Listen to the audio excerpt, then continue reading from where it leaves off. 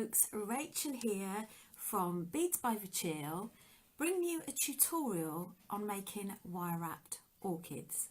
So this video is in association with my appearance on Hochanda and the kits that are available in gold, rose gold and silver.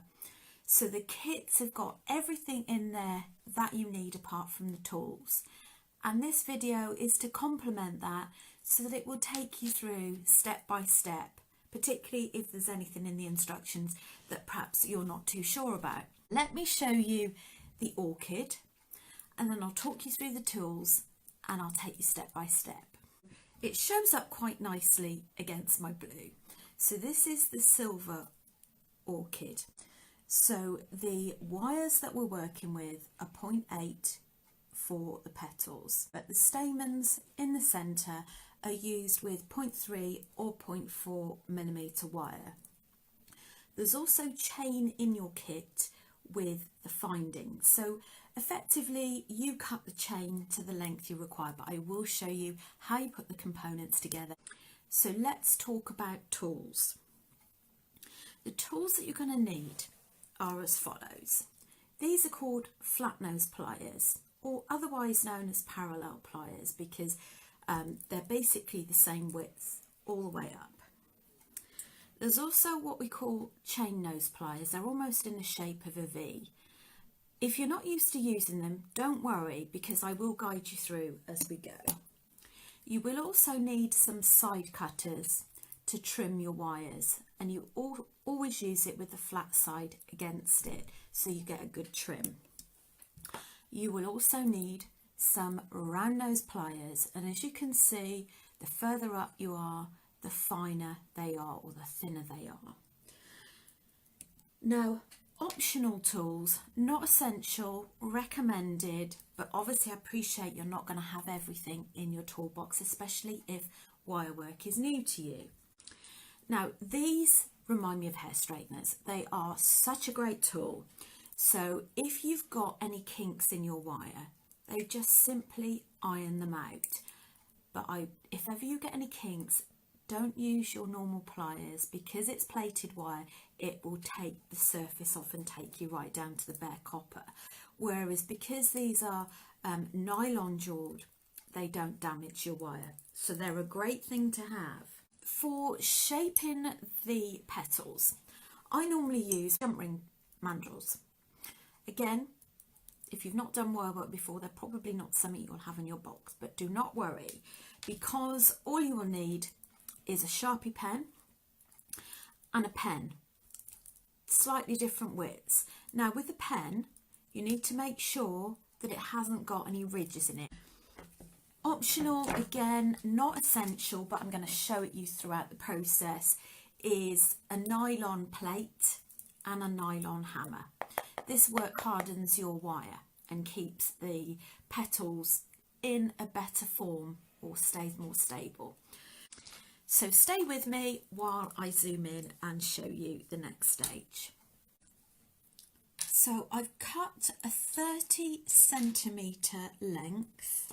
For those of you that work in inches, that's roughly about 12 inches. So that's your 0.8mm thick wire. So that's your thicker wire.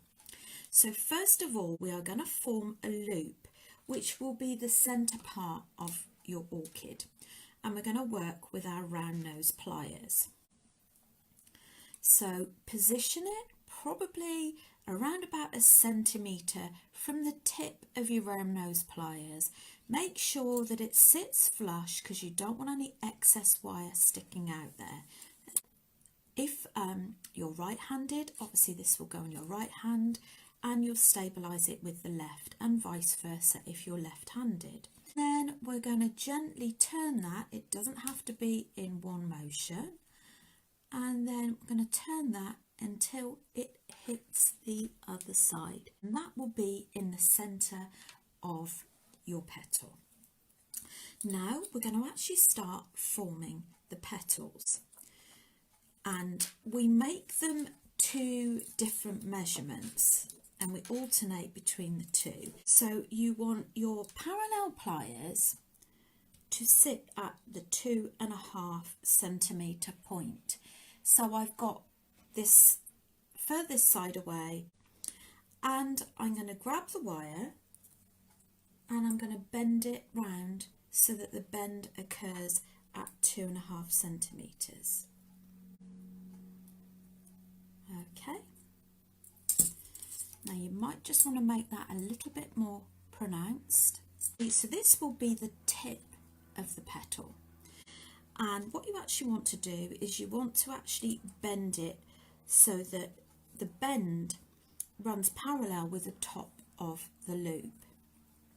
So we're going to bend that round this way. So that's what we've got so far. So we're going to form our second petal at the 2 centimetre point. And the 2 centimetre you're going to measure from the base here. Okay, so you see that's at the 2 centimetre point, and we're going to bring that round so that that's formed there. And again, so I'm just going to pinch the top, but you don't want to pinch it too hard because you don't want it to take off the surface metal. Pop that so that it runs parallel with the base of the other petals and bring that round. So far we've formed 2 petals. Run that from the edge, position your parallel pliers or chain nose pliers at 2.5 and bring that round. Again, just tidy that up a little bit. So pinch the top, and then we're going to put a curve at the bottom again. Don't worry if it does look a little bit ragged at this point, but do not worry about that because it will all become shaped. So bring that round, so we're positioning it at the 2 centimetre point. Again, just tidy that up, pinch the ends a little bit. We're going to turn it back at base so that they all marry up. Just give that a squeeze. This is where we're at. We've got 1, 2, 3, 4. We're just forming our final 5th petal.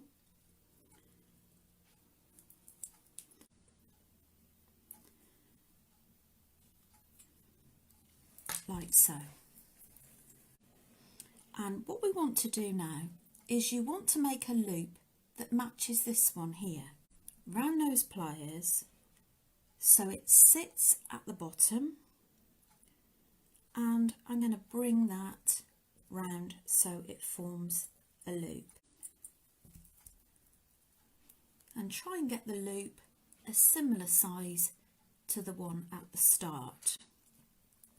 So with my cutters, make sure you use it with a flat edge in, is just trim that and remove the excess. So the next stage now is shaping the petals.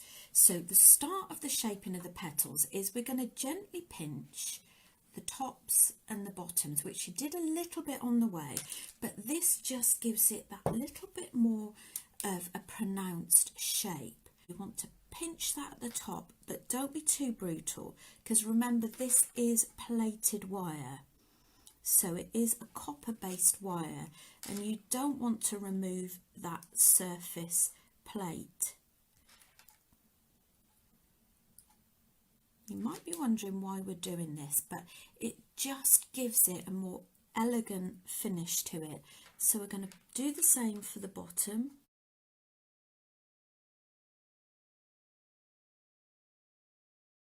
That's what we have at the moment. Now what we're going to do is form the petals, and how we form the petals, you'd want your Sharpie pen. I'm going to pop that round there in the first big petal. I'm going to hug it round so that the 2 bottom pieces come together, and then we're going to use the smaller pencil because obviously you've got a smaller width to cover, and we're going to hug that so again so that the two base parts meet, and you can glide that off.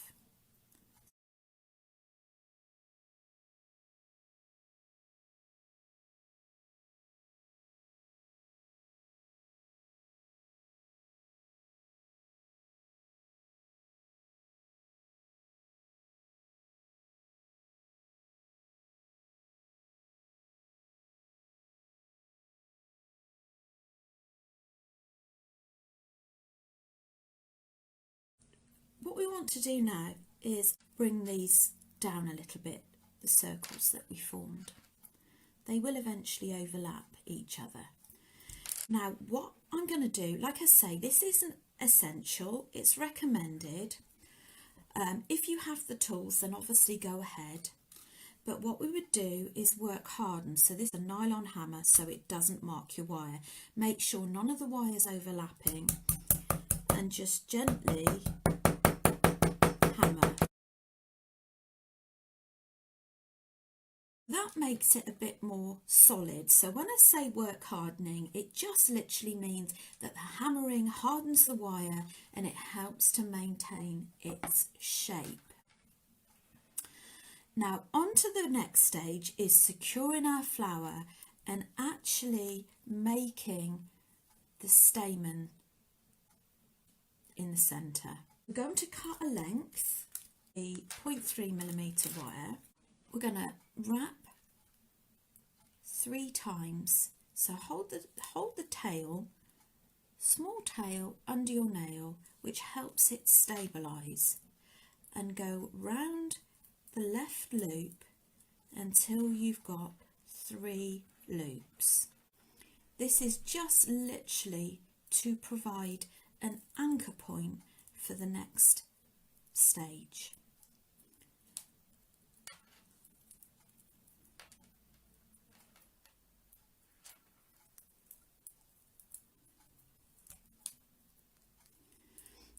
Obviously you've got a little bit of excess wire here, so I'd recommend that you trim that off like so, and just gently ease that so that you flatten that tail off.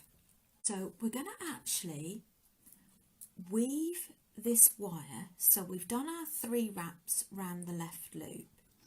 We're going to weave the wire in and out of these petals so that you bring them all in together. I'm going to bring this wire round the back of petal 1 and round the front. When I've done that, I'm going to bring it round the back of petal 2 and bring it round the front of petal 2. Now I'm going to take it to petal 3, so we go around the back of petal 3, round the front and back of petal 4, and finally round the front and back of petal 5. And when we come to petal 5, is you should find that those loops now start to overlap, like so. In your packs, 6mm crystal and a tiny little seed bead. The 6mm crystal to your wire and the little seed bead. And then you're going to push the seed bead to one side and you're going to go back through the 6mm crystal and through the centre loops. There we go. So we're going to pull that up through the side, go around the first petal just to anchor that in place. We're now going to form 3 groups of stamens. So we're going to use our 3mm crystals. So we're working on the right side. We've got 3 small crystals. Work about 2 centimetres away from the crystal. I'm going to push the crystals together like this and bring the wire back down to where it is anchored at the moment. Got one hand anchoring the tail, and you've got a loop the other end with the 3 crystals. So you're going to twist those wires until those 3 beads stay in place together.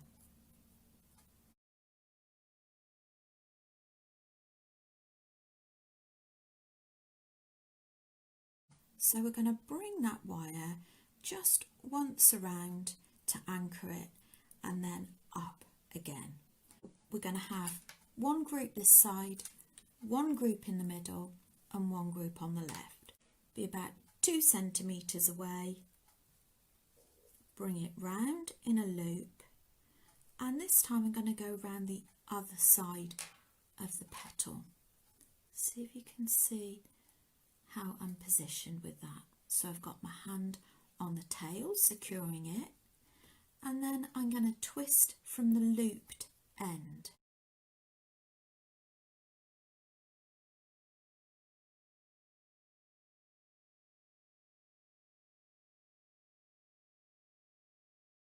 We want one on this last side. I'm going to go round the back of the first petal again, and there's just enough wire left.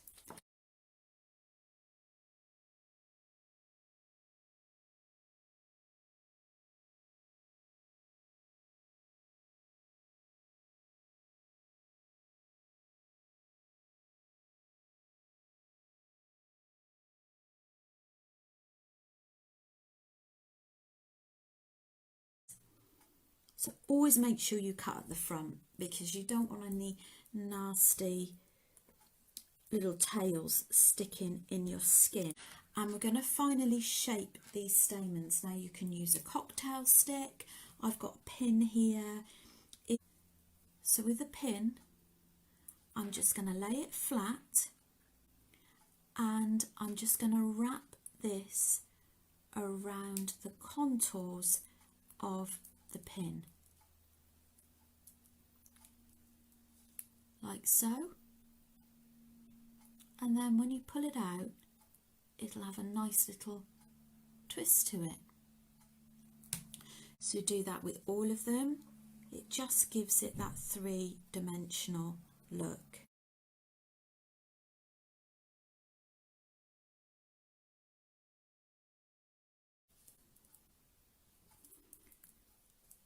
And you just position these wherever you would like them to be. Now, I always think it's really nice to give it a little bit more dimension to actually turn the petals. What I like to use is a pen. I hold my thumb over the petal and I just gently press it against the pen. So there we have our orchid, which is all ready to put on the chain. 3 open jump rings in your pack. You should have a lobster clasp and a length of chain. So you cut the length of chain to the length you require. This is the top, the centre one, and we're going to pop a jump ring on there. So what you do is you have your flat nose pliers in your left hand, or vice versa if you're left-handed, and you have your chain nose pliers in the right. Now normally it will come like this, so you'd have the split up at 12 o'clock and you'd gently open the rings up. Then you're going to pop it in the centre one and close that up, so you have a place to hang your wire. Then you would pop your chain through that before attaching the clasps. You've got your 2 ends here. one jump ring, clamp it in the left. Normally you have the clasp on the right side or vice versa if you're left-handed. Add the clasp and then close the jump ring. On the other side you just want a plain jump ring. Let's close that up. And there you have your lobster clasp fastening. There's your finished orchid. I hope you enjoyed that tutorial and you found it useful. There's lots of things you can do with the orchid other than the necklace. You could attach one onto a hair comb, you could attach one onto a metal headband if you want it as a fascinator, or you could just make them a bigger feature point. I hope that's given you some inspiration. If you've got any questions, do pop a note in the comments, and also please do give me a thumbs up and pop me a note in the comments so I know you were present with me. Thank you so much for joining me, and I'll see you at the next tutorial. Bye.